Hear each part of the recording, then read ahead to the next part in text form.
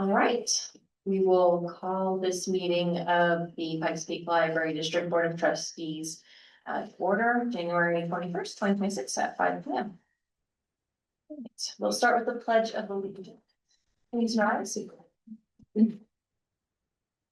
I pledge allegiance to the flag of the United States of America and to the republic for which it stands, one nation, under God, indivisible, with liberty and justice for all. Do we have any items to lay on the agenda? All right, hearing none, we'll move to reports, starting with the Internal Affairs Committee. Okay, we just went over board policies, a board policy document that I think almost all of you were there, so we'll be seeing that tonight. That was it. Public Affairs Committee. Oh, we didn't, I'm sorry, we didn't have this advice. And then Governance Committee. I think July just walked from the. Okay.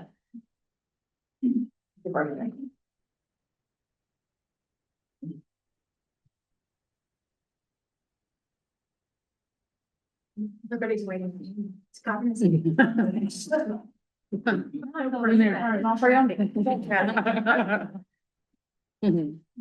Thank you. All right, Governance Committee report. We met. We did meet, we went over, oh gosh, I'm sorry, I'm a little discombobulated here. We went over a lot of what we're gonna be moving forward to and looking at, maybe some interrelations with the JAC as well as those procedures. So pretty simple and pretty easy. I think we had an executive session for personnel matters as well.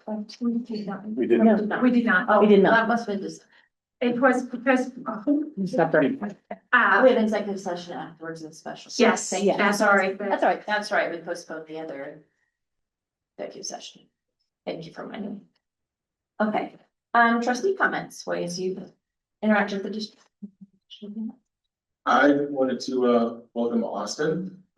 Excited to have you here. It was great getting to chat with you a little bit at the committee meetings last week. It actually worked out well that we didn't have public affairs because it gave us time to chit chat and get to know each other a little bit. So really looking forward to working with you. So welcome aboard. Yeah, thanks. Happy to be here and thanks for the opportunity. Any other comments from the trustees? Alright, well, I did meet with some folks from the Northwest side of the community. I think I let most of you guys know about that, had a good meeting with them. Just building that community relationship and also just walk through some different properties and engage with some different folks throughout the district. And that's about it. And welcome, Austin. Glad to have you here. All right. See, the next is Friends of the Pikes Peak Library District Report, Rita Jordan. Is Rita here tonight? I don't see her online. Okay. All right, any questions? Pikes Peak Library District Foundation report for the lead.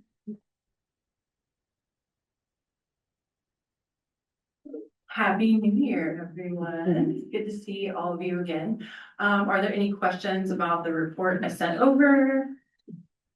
I will give like a minor update. I do know that we had a goal for the foundation for $250,000 in overall individual fundraising.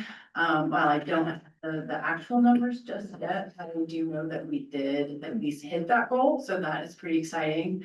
And next month I will let you know how year-end giving went. Thank you. All right, thank you. Financial report, November and December 2025 component. Just making sure it was working. I got it, Logan. Thank you. You have the rules. All right, so I'm only going to go over December financials, but there is November in there as well. As always, I just want to mention that we have not done an audit yet, so these will change once they start looking at it. So if you turn to page 2 of December, just wanted to take a couple of minutes to point out a few things for you guys. The property tax for the year to date is at $40,543,000. That is all due to specific ownership tax coming over budget about 3.3 million is what the budget is, and then it's about 300,000 and some change that is over. So that's kind of what's causing that. The other piece is we don't have our unmixed, so we're looking for. We don't have anything.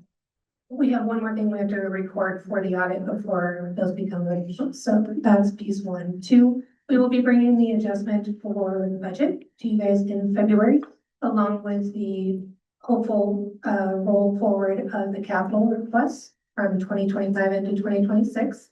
So keep that in mind. Our top three expenses still continue to be the employee salary and benefits at 22 million. You have collection management at 5.4 million and building and vehicle maintenance at 2.3 million.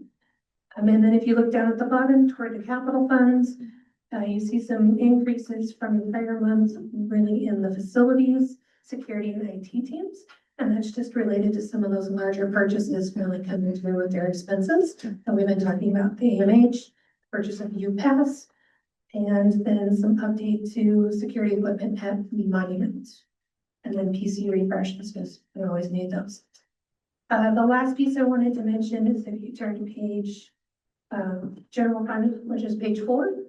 I did want to mention that we did go ahead and take out the 2.086 million from the unassigned, since that was returned in the property tax assessments for 2026.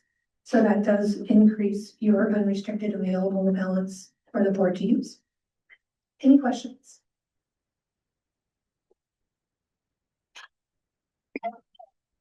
Okay, thank you. Okay. Thank you very much. We'll move to the public services report pertaining to sales.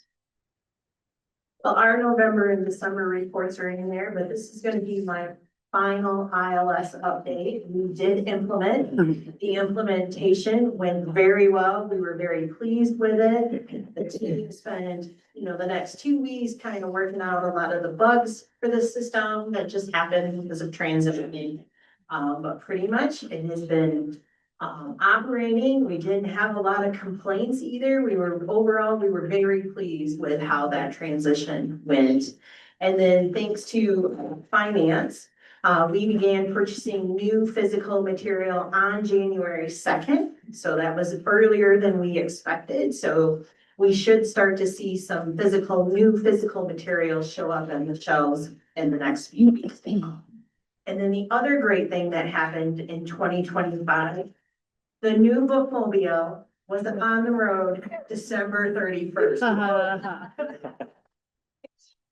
It was a long process and we couldn't imagine all the things that went and happened and took place with that, but we were really proud. And again, that happened thanks to facilities and finance working on getting the license for that vehicle. And so we were grateful, and that is now operational. Any questions?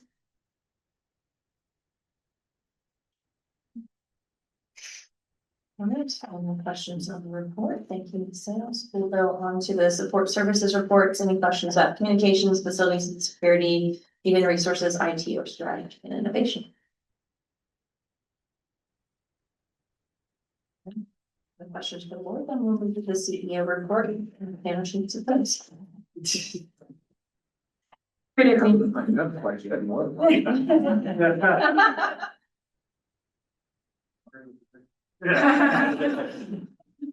Mr. Shadek is not working, you want to Yeah, What are the reports? I'm gonna Yes, very good. I also wanted to add more to Julie's report that we did have a meeting with Northwest community members.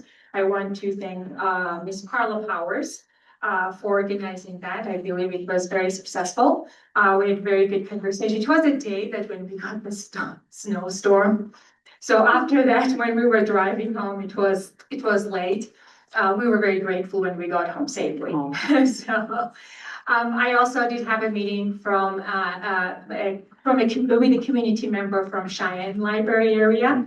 Also, it was very good, very productive, and we're planning to have another meeting in February, and there are more individuals and more community members in that area that would like to work with us to ensure that we have strong partnership and we have a reliable library for them.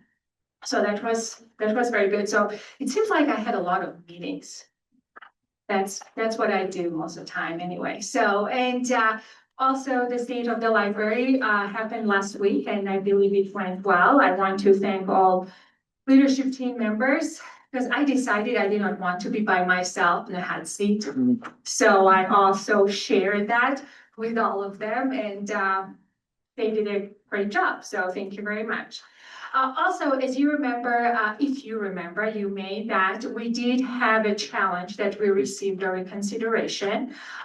It was in August, and the book title was The Medieval Knights reconsideration request that we received.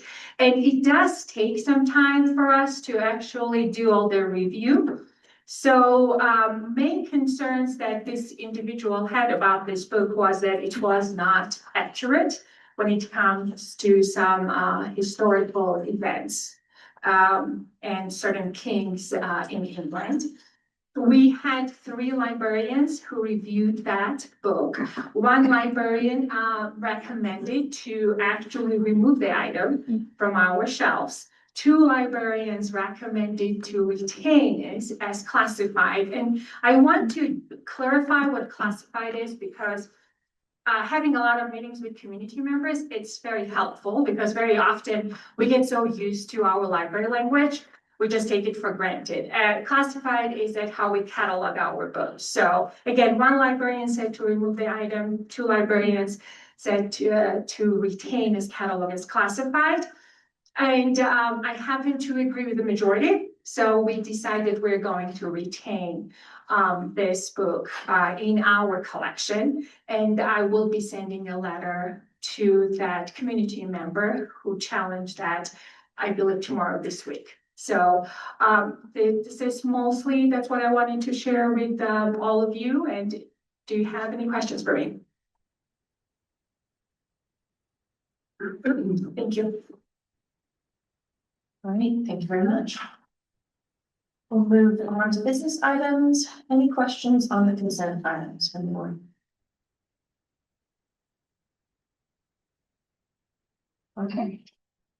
We'll move to new business, starting with decision 26-1-1. That is the renewal of the Shining Mountain Library lease. Yes. Yes, yeah. So as the board packet, there are several options. I did have an opportunity to speak with Mr. Second, and he would what he agreed to is to increase a 5-year, only by 2%, 5-year lease and then 10-year lease. And currently, we as a management team, our recommendation is to renew this lease for 3 years or 5 years. So we're not recommending to go more than 5 years with that lease. Any questions about it?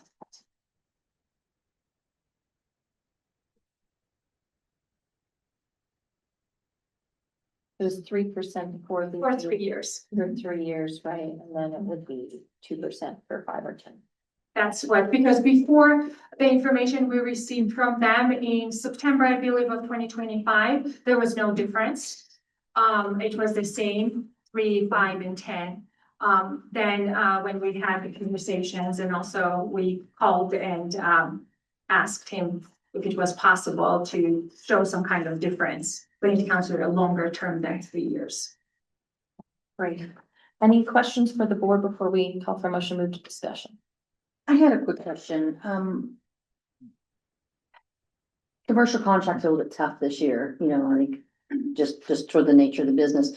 Was there any room for negotiation for a shorter term or? For a 1 year, or you mean short Yeah, term? 1, 2, I 3. did not fully bring that up. You pretty much just said 2% or 3%. It says, yes, for 3 years, it's 3%. And my understanding is that that's an industry, It's a little high. For this standards, stuff, yes. standard. It's a little high. But then, yes, so I did not, ask him for a shorter. It's not, period. it's not I how they run didn't, it. so, yeah. Okay. I think we've seen that very typically with some of our previous leases, that the shorter ones will be 3% and they'll scale, like kind of scale down. Yeah, it's usually anywhere from 2 to 5 and max, it depends on how the years are going. But a lot of times in 1 year would be a higher percentage, but, it does give you flexibility. The 1 year is a little higher. Yeah. Yeah. All right, well, unless there are any other questions for Tana, I'll go ahead and call for the motion and then we'll move, get back to discussion. Again, I did not discuss with him shorter than 3 years, so just for you to know, it was 3 years, 5 or 10. That's what I thought. Yeah. Okay. All right, can I get a, motion on decision item 6-1-1?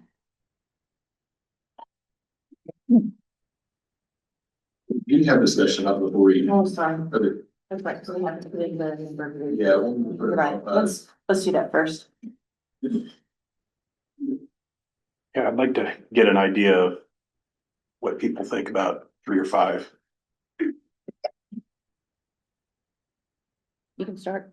Okay, I prefer 5 years.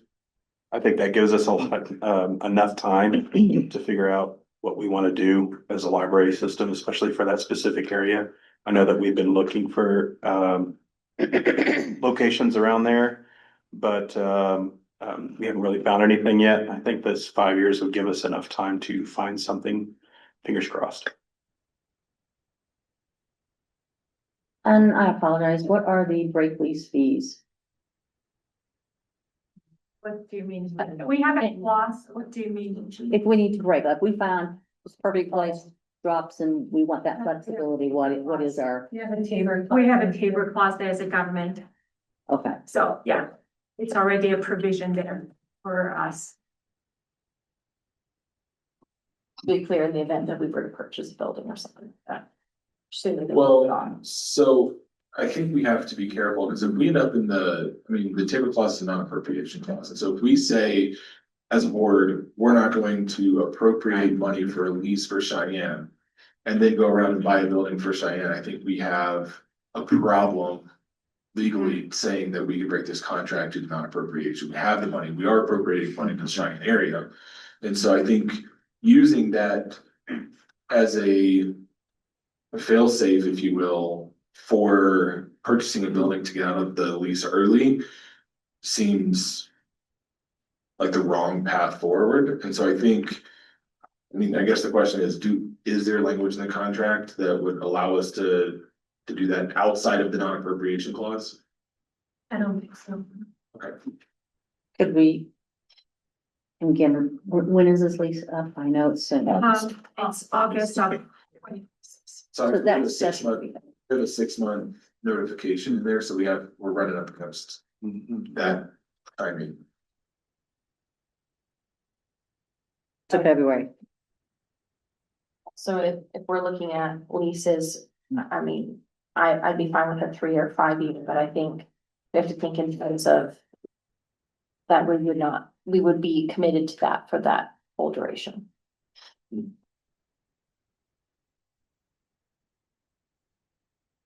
Ms. Benson, thoughts? I mean, based on some of the conversations we've had, obviously, I feel like the 3 or 5 are the best options for us. However, I'm a little leery of the 5 year. I feel like we're full steam ahead right now with a lot of things, and personally, I feel like the 3 years a little more comfortable knowing what I think our plans are and, what I think this board would like to see happen over the next 3 years. I think it's possible to do a 3 year lease and be focused on finding a new space. That's just where I'm at. So I came in more or less on the 3 year side and then started thinking through our conversation from last week. And when you start looking at this holistically, you start looking like we bought land or are buying land over on the east side of town, that still has to be completely developed. Yeah. And so are we going to have enough capital to purchase and renovate a location in Cheyenne and do something with the Pony Tracks property within a 3-year period. I think we're gonna run short on resources, whether that's capacity, whether that's financing or whatever.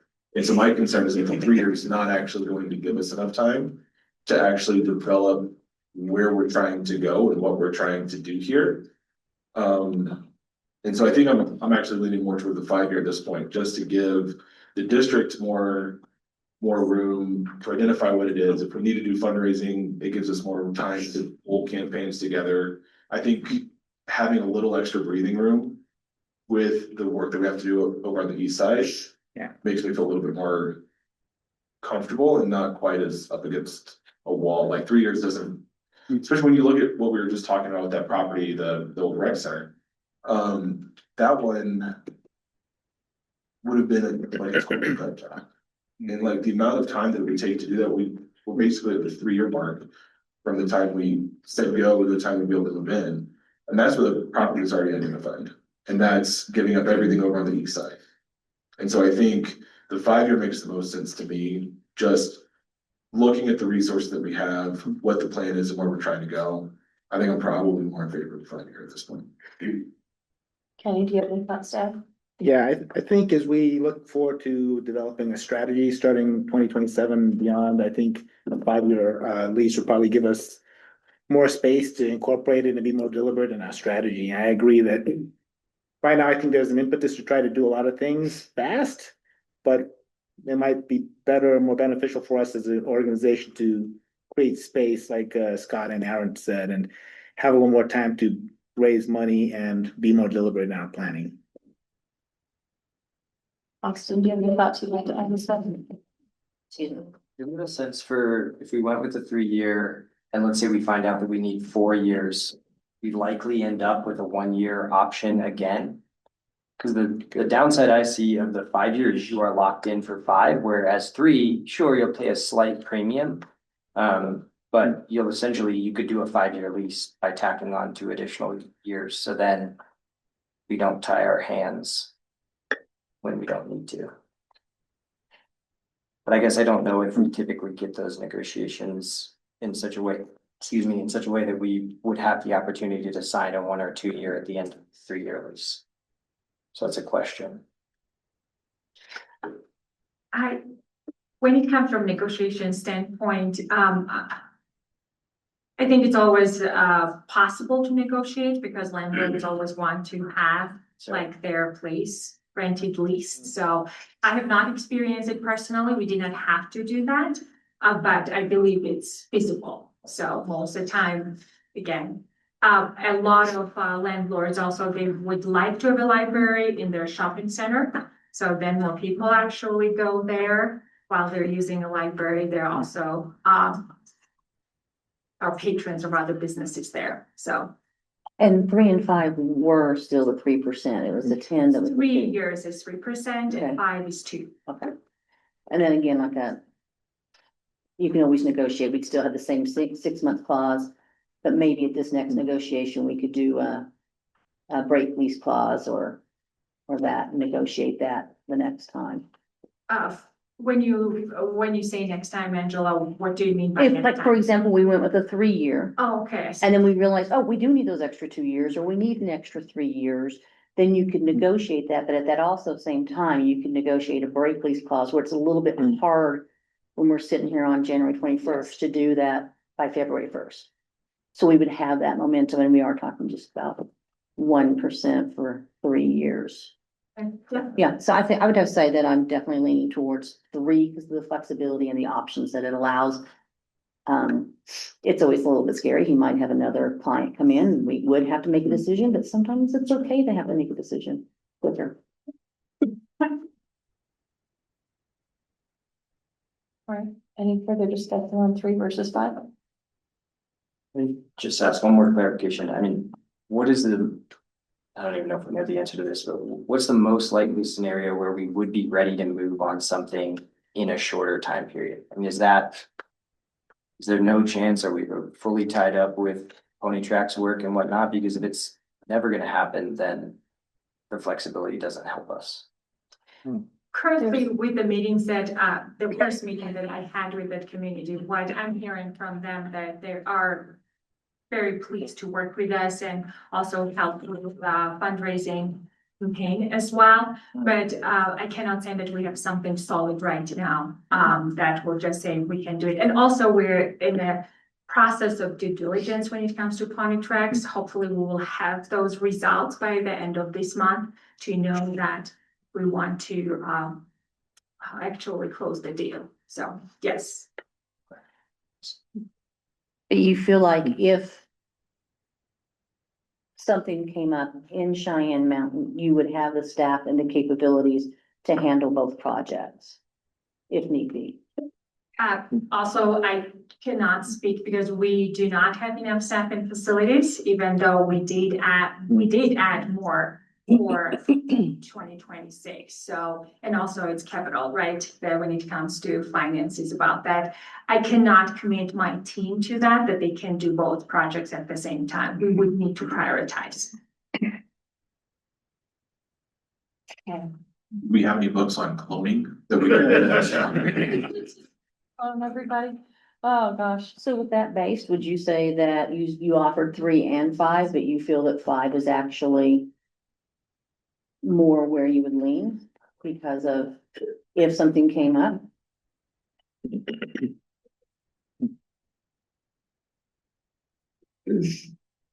I personally think the 3-year option is probably the best one to put forward, because it gives you time and ability to look around.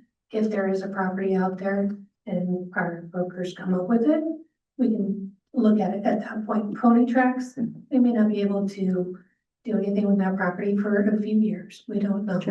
It's really gonna be what the board tells us our priorities are when it comes to those properties. But I think a 3-year, it gives you the flexibility to continue to where you are, provide the services, talk to the community, and then look and see what else is available.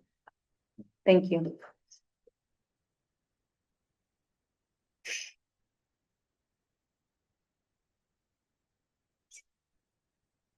All right, well, if there's no further questions or discussion, we'll go ahead and call for a motion to want to put forward for the 3 or the 5 years. I think that I heard more leaning towards 3, but vote.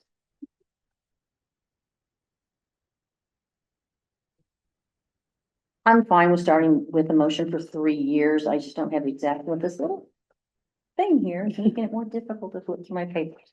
So I would say that I'll put for a motion that we extend the Cheyenne Mountain Library for the 3-year lease.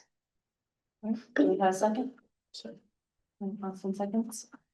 All right, any further discussion? If not, then should we roll call for Laura? Okay, we'll just do a voice vote. All those in favor of a motion, please signify by saying aye. Aye. Aye. Any opposed? No.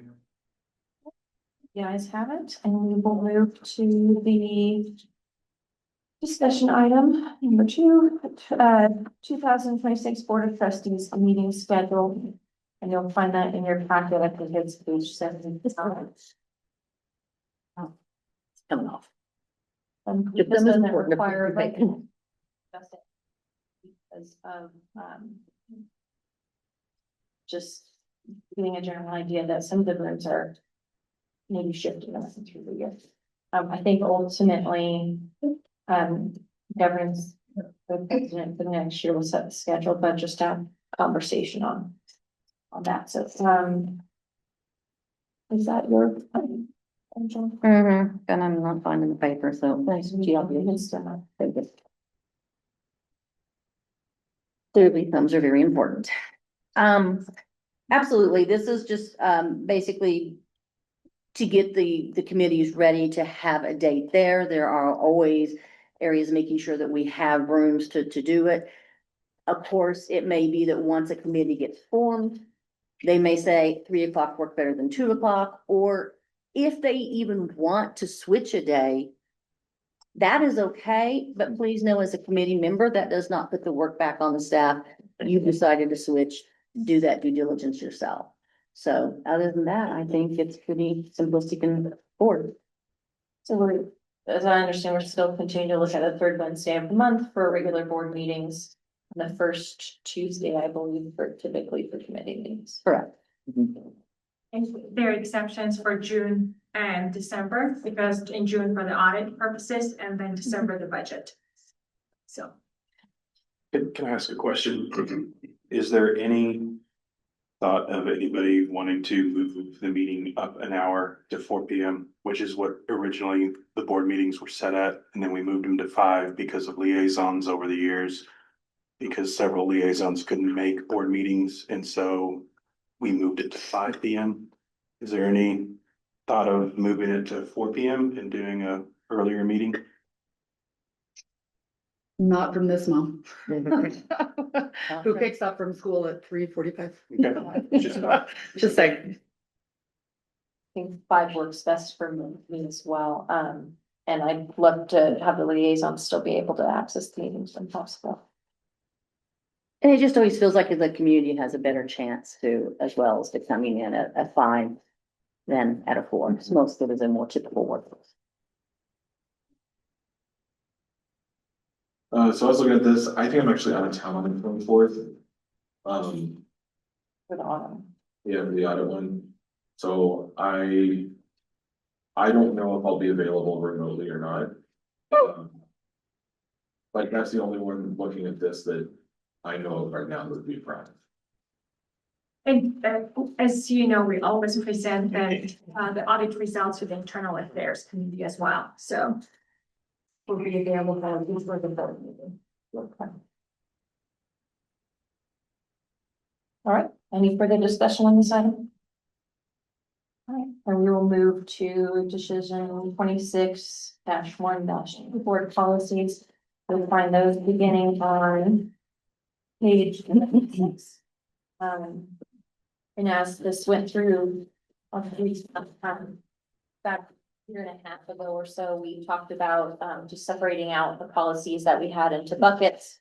And then making like categories, and then making sure we had the vision between administrative policies and board policies, because there's a lot of crossover. Administration does procedures, we do kind of the higher level guidance. So this basically, we took a few things through internal affairs, but basically this is kind of the culmination of all the work that has been going on in various respects in the last year and a half. So basically putting it into one policies document, where those abbreviated versions of those policies are in there, as well as clarity regarding the CEO's role of those, like carrying those out.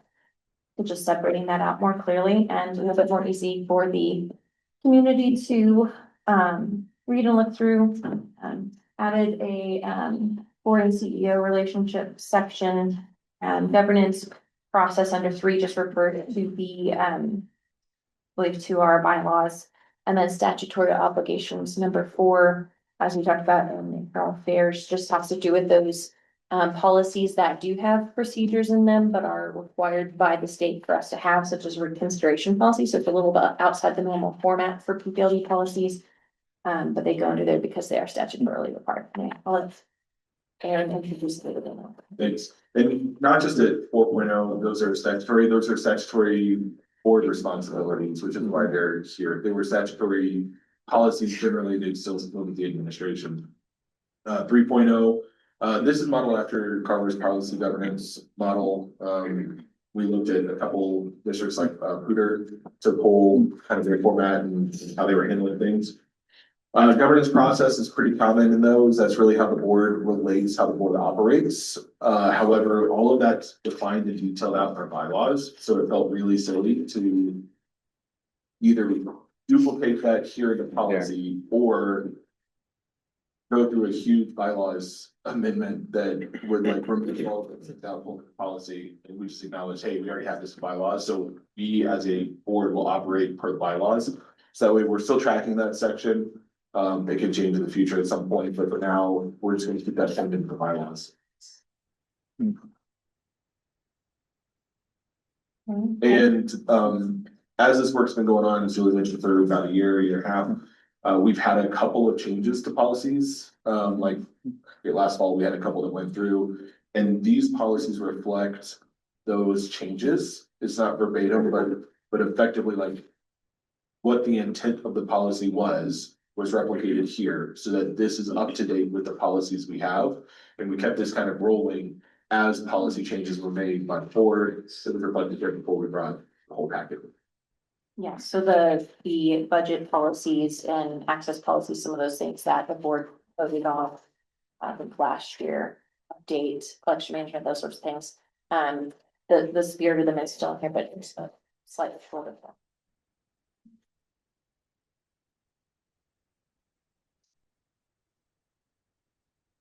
I think this actually started, it's only last year.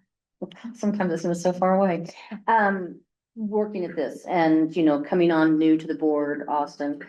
I looked at a lot of the policies that were currently there and I said, I don't know if these are more policies or editorials. So I am very happy to say, I see these condensed down. I know this has been 2 years work, a year and a half, 2 years. Work with the internal policy committee. I know that's a very difficult thing and I want to thank each and every one of you for taking it on. So, thank you. All right, any further questions or discussion? I can, I just have one question on page 81, at the top of the page. Boards and CEO relationship, should we amend the language instead of end of March each year to end of January each year? Since we'll be discussing Teona's goals at today.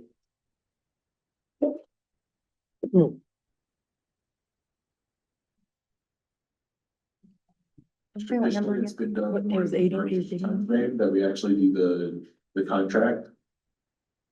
And the evaluation. Okay, I don't have heartburn if we want to move that to January. But that's just where this came from. was Okay. Historical. Does it, just a quick question, does it allow, because, you know, we have Christmas, you have Yeah. budgeting.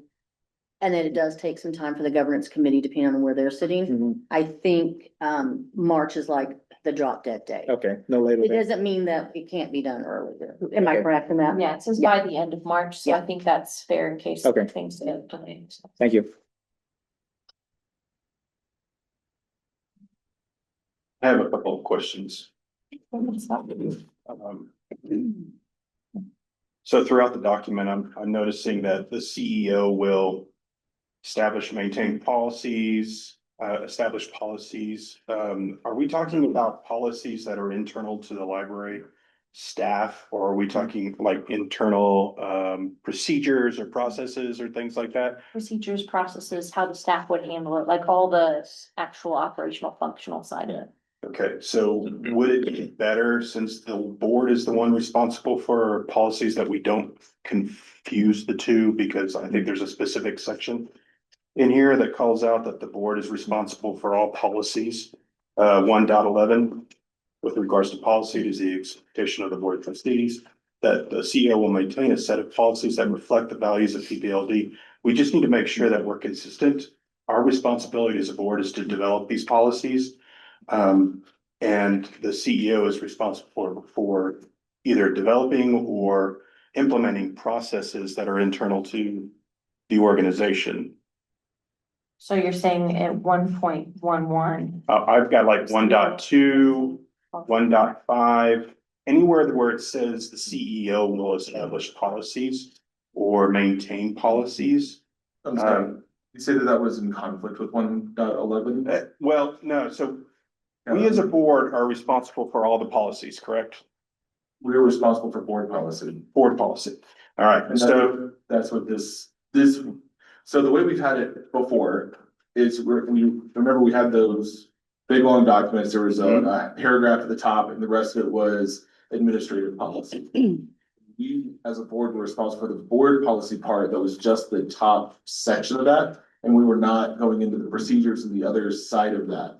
This is maintaining that distinction. However, this document becomes board policy. This is what we are responsible for. Everything else, it's administrative process or administrative policy. I use policy interchangeably because there's board policy and there's administrative policy. And so if this is maintaining the segmentation that we've already established and the segmentation that we've been operating under for at least the duration of my tenure, by having a board set of policies and administrative set of policies. This is just setting the expectation, there are certain policies that we expect the CEO to maintain and to have updated, and this is setting that out, because if it's not listed in this policy, then we can't actually hold her accountable to that. Right, so, okay, so could we add administrative policies instead to be a little bit more specific Under policy expectations. under all of the sections? Instead of establishing and maintaining policies, establishing and maintaining administrative policies that are compliance with mental accounting practices. So, for example, 1.2, 1.5, accordingly, the CEO will establish administrative policies that respect the confidentiality and dignity of all patrons. I mean, I'm not gonna go and read all of them, but to me, So could we do it the other way where we define in 1.11 that those are board policies? that would be fine as well, but I think it probably should be up a little higher in the document, because if you're mentioning policies towards the beginning of the document, and yet you're defining it down later in the document, it kind of doesn't make sense. All I'm saying is that we've got to be a little bit more specific to me when we're discussing the policies and what the CEO is actually responsible for when it comes to those policies. Since Tiona is responsible for administrative policies, that's what we should be outlining here, is establishing and maintaining administrative policies instead of just saying policies in general. I think by implication, if this is board policy and we're directing her to create policies, then they're clearly not board policies. I'm open to entertaining putting administrative before it for clarity. Be happy to hear thoughts from the rest of the board on that. Well, is it only administrative? Because in 1.11, it addresses operational policies as well, so I think we start to, Well, so if I can just clarify, 1.11 says it is the board's expectation. Yeah. So 1.11 persists the fact that those are administrative oversight, yeah. and that is the board's expectation of that administrative oversight. And so anything that's administrative, anything that's operational, anything that's not governance based sits with the administration, I say writ large, because even though we hold Taylor accountable to those, she has a whole team. She's not gonna write all the IT policies. She's gonna pass that off to probably Timothy. But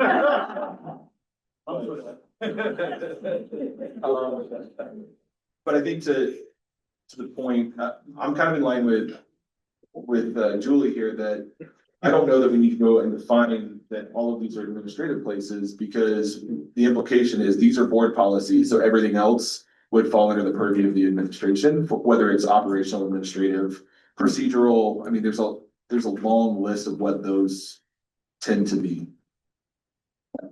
In fact, some of these school districts, the form that you use, like the actual document that's used for X, Y, and Z, falls under administrative policy. And so it basically, anything that's operational in this sense falls under Taylor's purview, and then everything else. Say everything else. The governance values-based side of the governing policy is what sits with us. Any further thoughts, Ms. Spence, Austin? None for me. Okay, then I'll go ahead and. Well, I've got a couple more. Okay, couple. I don't know who wrote out 1.4. I'm sure the collection is renewed annually with 13%. Did we actually find the appropriate number for that? What? Under collection maintenance. 1.4. Oh, 1.4 says. The very first It bullet. says no less than 12. So was that, oh, that was updated on, oh, okay, that was Yeah, I think updated. it- I have an actual copy because I wrote on this. Yeah, we had some discussion about that last week. Okay. Yeah. I think I've got I it. think, just if I can give a little color to that conversation, and not everyone's there. Initially it said 13, it was sort of an arbitrary number that was put in there, best of our recollection. So we decided to say no less than 12 is the expectation that comes forward through the budget process. Now, if we end up with squeezed on the budget side and they say, hey, we can't make 12 work this year, we need this to be 11. The board can authorize that, because the administration would have presented a budget at the 12% and said that wasn't working. So we gave them permission to go below that threshold. So just because it's written here as 12% doesn't mean it can't be less if needed to make it budget balance, Mhm. but it's setting the expectation of how the budget will be created. Um. 2.2, accountability and performance monitoring. There's a section in there about board of trustees shall not give directions or instructions. Why do we have that there, considering this is something that, I feel like that's probably more along the lines of something that would go into a board of trustees document. Being a board of trustee, we're not allowed to give instructions or directions to anybody but the CEO. And it even says that in the second paragraph, that if we have direct requests to the leadership team, they need to really kind of go to Tiona to begin with. So I'm not sure why that really has to be there. The second paragraph under 2.2. The board won't give directions or instructions to persons who report to Tiona. Mm-hmm. This is just standard policy. I mean, I've seen this in countless organizations. Anytime that I see a policy like this, it always specifies the fact that, like, I'm not gonna go to Denise and say, hey, we have to have X, Y, and Z, or we as a board aren't gonna direct Denise. We don't oversee Denise. And so we have to go through Tiona as that. And so this is just setting up that relationship and putting those bounds, codifying that into policy to make sure that this is what persists. I mean, the 7 of us sitting up here aren't gonna be here forever, and so making sure that those expectations are codified in policy, I think is very important. Okay. You can push back, this is just my, Yeah, I mean, the rationale. It's not to say there's not ever like direct contact with staff, right? Like if you're working on a press release or something and we're working with Denise on it and Taylor's aware, right? But you wouldn't not talk to Taylor at all, right? And then just go straight to Denise and be like, Denise, I want you to do this project, right? Like, and that's what it's specifying. May I just chime in there? So when it comes to that, I think very often if board members directly go to staff members, they really don't know how to react. Because very often when we hold certain titles, we don't think it's that important, but then it is important to a lot of other people. From my recommendation would be to keep it here, like for future. So again, all of us won't be here forever. I think it's clear and showing also boundaries that sometimes people feel like that if I'm a board member, I can go and tell Becca what to do, right? So from my perspective, I think that's important to have that clear. Well, just tonight, I was trying to get Timothy to write IT policies. Clearly. He's it's not the very reason excited policy about it. exists. Yeah. Because legally we hire and direct the CEO, but the CEO hires and directs the rest of the district. I think having that there is helpful. okay, so since I'm batting 1,000, I'll ask one last question. Under 1.7, this whole section, this is associated with PPLD sponsored programming, or is this all programming? So I see PPLD sponsored in here. What is your? The what's very first, question you're the actually very asking? first bullet, ensure age appropriate programming for children and teens separately. And then, I 1. believe, so this was taken from our existing programming policy. And so I believe the intent of that is PPLD sponsored. Okay, just wanted to make sure, because the way that I wasn't sure, it said that on the second bullet, but it didn't say it on the first one. And then it doesn't Is even, that on the first bullet? honestly, 1.7, if you just say PPLD sponsored programming as the title, that'll cover everything under that section. Right. That would be my suggestion. So then your suggestion would be PPLD programming for the title 1.7 and Correct. striking PPLD sponsored activities on the second bullet. Correct, because that would be redundant. Fine with that. Any other discussion on that? All right. Okay, any further questions?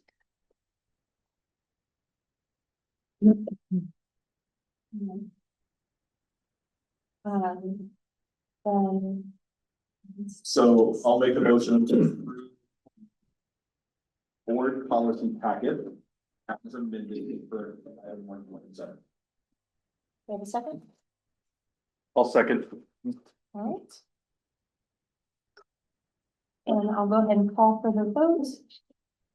All those in favor, please signify by saying aye. Aye. Any opposed? All right, nice have it. Now we'll move on to executive session. The PPLD Board of Trustees will enter executive session to discuss personnel matters related to the CEO's employment contract, including evaluation of contractual terms as authorized. And then, we can have a public comment. We don't, okay. Authorized by CRS 24-6-4024 FL.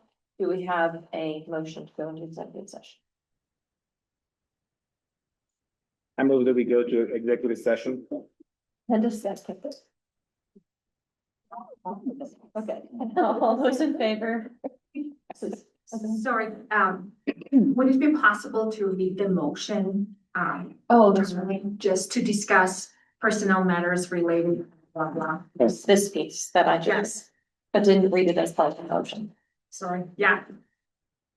I move that we go to executive session to discuss personnel matters related to the CEO's employment contract, including evaluation and contractual terms as authorized by CRS 24-6-4024 FL. Now we have a second. Second. All right, all those in favor, please signify by saying aye. Aye. Any opposed? Okay, we will move into executive session, which I believe will be upstairs. Yes, it's going to be my.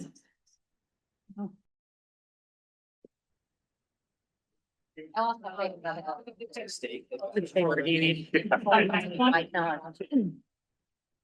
Now I'm gonna wing it, but, we're back with our return business items, decision 26-1-3, CEO evaluation. And, can I get a motion on the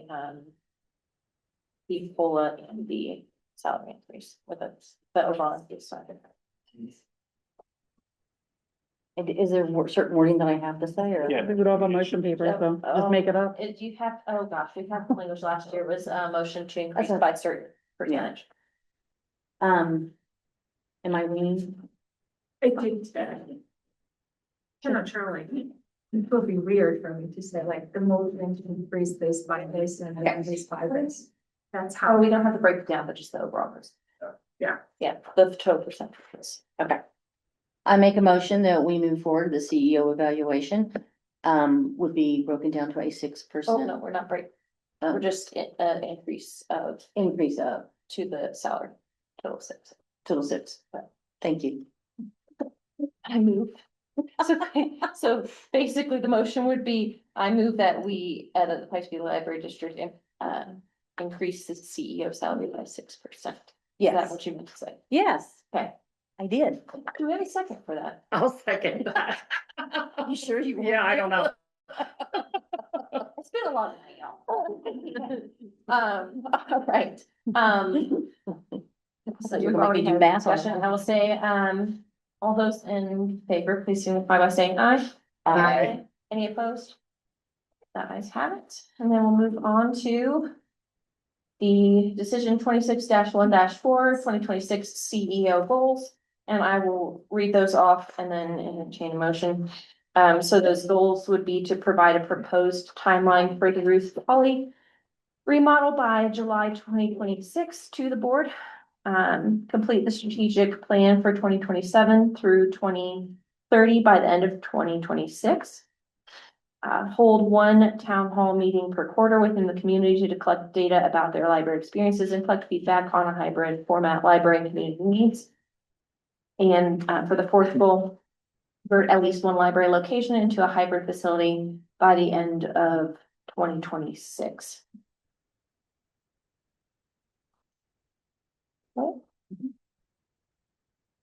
Are you entertaining a motion? I am Okay. entertaining a motion. I move that the Pikes Peak Library District Board of Trustees approve the 2026 CEO goals as presented. I second the motion. All those in favor, please signify by saying aye. Aye. Any opposed? Have it, and we'll move on to decision, 26-1-4. We have it down in A and B, but we'll just, I think I'll just read them off together at this point. Due to some changes. So currently, the nominations we have are Aaron Salt for president, Aaron Benz for vice president, and Julie Smythe for secretary treasurer. Do we have any additional nominations?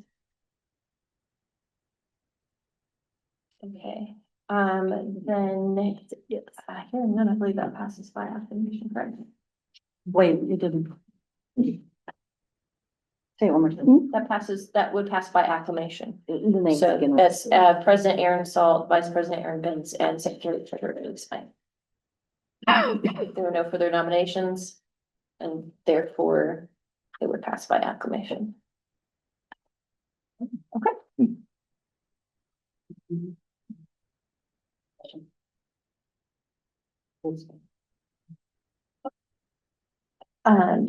Okay, so then, I guess this is yours.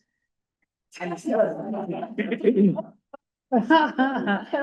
off. To start immediately. You got the wrong title now. You already took it. She's done. So, She's out of the here. chairperson appointments are yours, and the resolution, very. So, in deference to time, I'm gonna say, let's hold off on those. I'll contact each of the trustees and questions, and we'll, work with Laura on getting information out about the, committee appointments after sometime probably next week. Can I get a motion? Oh, that's just a discussion. Great.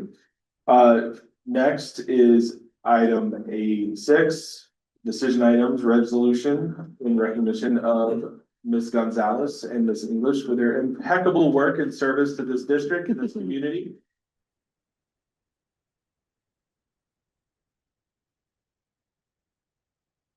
So may I have a motion to approve both resolutions as presented? I think, should we read them? If you want to read them, go for I it. will happily read both of them because I feel like they deserve it. We're in a library, so it's good reading time. Okay, you do that. I'll read one and you sign it. Okay, resolution in recognition of exemplary service of Dora Gonzalez to the Pikes Peak Library District Board of Trustees. Whereas the Pikes Peak Library District Board of Trustees wishes to commend Dora Gonzalez for exemplary service as a Pikes Peak Library District Board of Trustees member from January 1, 2020 to September 22nd, 2025. And whereas Dora's service to the Board of Trustees has included serving as the president, 2024, vice president, 2023, secretary treasurer, 2021 and 2022, serving on the governance committee, 2020, 2021, and 2022 as chair, and serving on internal affairs in 2023 and 2025. And whereas Dora's passion for education, personal ethics, compassion, and leadership have made a significant, positive, and long-lasting impact on the libraries, families, and children within this community. And whereas Dora's commitment to accountability and sustainability, knowledge, attention to detail, and insatiable curiosity have contributed to the continued success of the Pikes Peak Library District. And whereas Dora's community engagement, energy, graciousness, thoughtful questions, insights, and involvement have significantly contributed to many library initiatives that improve the overall quality of life for all citizens within the Pikes Peak region. And whereas Dora has been an advocate for public libraries, has consistently demonstrated the qualities of an exemplary board member, and has been a true friend to and champion of the staff and patrons of the Pikes Peak Library District. Now therefore, the Board of Trustees of Pikes Peak Library District does hereby recognize and sincerely thank Dora Gonzalez for her commitment, dedication, and service to this library district and to the community, and for the many enduring accomplishments achieved during her tenure. And I probably should have, yeah. Can I say something? Yes, ma'am. I don't think I need a mic. I just, want to thank El Paso County Commissioners and the City Council for giving me this opportunity that I had to serve on the board. So I never dreamed I'd be doing anything like that. I even used to ask people, I'm a mathematician, what am I doing in the library? But, anyway, it was a great opportunity. One of the things that I can say, serving on the PPLD board as a trustee, was definitely a responsibility and a privilege. It's an honor to be at one of those seats, but there's a lot of responsibility behind it as well. The experience, deepened my understanding of collective leadership. That is exactly what this leadership team does, along with your board of trustees. We work together to make things happen. And I also witnessed the importance of how community-centered decision-making can create lasting impact. And that is definitely something that we are working towards, is to make sure that we address our community, not just one area or another. And finally, I thank the PPLD leadership team and their staff, because they do phenomenal work. And I truly, truly appreciated working with all of you. Thank you.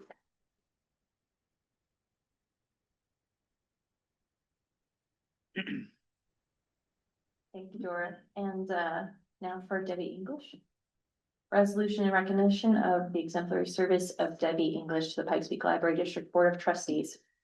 Whereas the Pikes Peak Library District Board of Trustees wishes to commend Debbie English for her exemplary service as a Pikes Peak Library District Board of Trustees member from February 20th, 2018 to December 31st, 2025. And whereas Debbie's service to the Board of Trustees has included serving as president in 2020, vice president 2019, serving on the governance committee 2021 as chair, serving on internal affairs 2018 and 2019 as chair, and 22 as chair, and serving on the public affairs committee as chair from 2023 to 2025. And whereas Debbie's personal ethics, compassion, and leadership have made a significant and long-lasting impact on the library's families and children within this community. And whereas Debbie's leadership as board president during the COVID-19 pandemic ensured stability in uncertain times.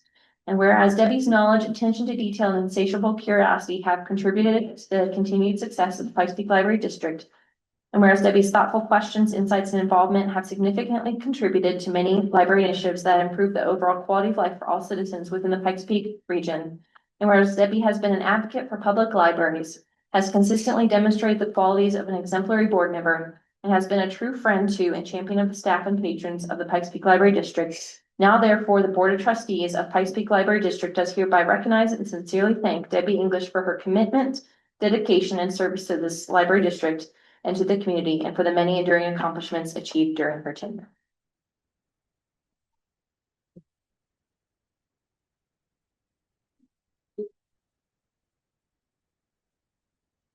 You want to make a speech too?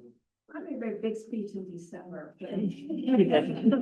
I will say that, I appreciate all of you, and I'm so grateful I had the opportunity to get to know everybody and to work with all of you. And we have the most amazing people that work at PPLD, every day.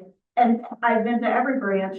I think I've been to every department, every staff meeting.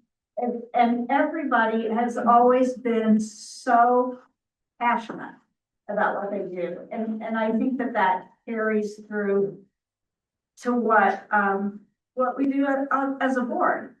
You know, you can't do a good job on the PPLD board unless you're passionate about what PPLD stands for and recognize how much the community cares and needs us.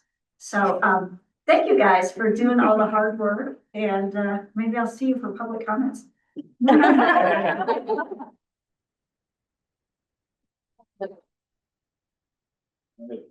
We have a motion to approve both resolutions as presented. I approve that. I move that we approve both resolutions as presented. Sorry. I second. Alright. All in favor, please say aye. Aye. You opposed? Okay. Would anybody like to make comments? I would just say thank you to Debbie and Dora. You guys have been such an inspiration to me as I came onto the board. I appreciate how much you guys taught me and just helped me get up to speed and learn how to serve PPLD so well by watching your examples. So thank you. Monday over. Yeah, with both of you. It was great to work with both of you. Didn't always agree, but I think that's part of what made us a really good team. Point and counterpoint. I appreciated the spirit that you guys worked in and really, working to the best of the district and the community, and really appreciate everything that you helped us learn, as we were coming on, and the legacy that you left. I just think you need a big standing ovation. Yeah, absolutely. Great job.